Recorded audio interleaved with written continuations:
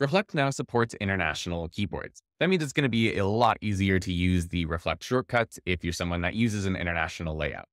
So here I've got the German keyboard pulled up. I usually use the American one, but I went ahead and added German here and then pulled up the keyboard viewer so that you can just kind of see what I'm doing. And you'll see that the letters are different, the overall layout's different. And so using the original keyboard shortcuts would be kind of challenging. You'd have to go memorize a bunch of new keys. So I should note that if you're using the desktop app or the Chrome browser using Reflect, this will work automatically. It will automatically change to use whatever keyboard that you have set in your system preferences.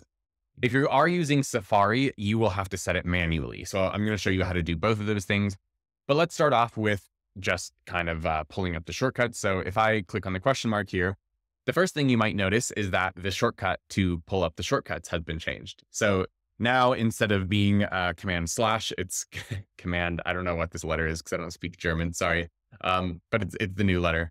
So I'll just show you on the keyboard here. If I hit command, hold that down and then click that letter, it pulls up the keyboard shortcuts. So let me hide that.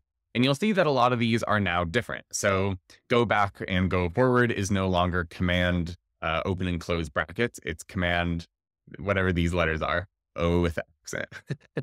And you'll notice that for a lot of them. Some of them are the same. They don't need to change, but a lot of them have been changed.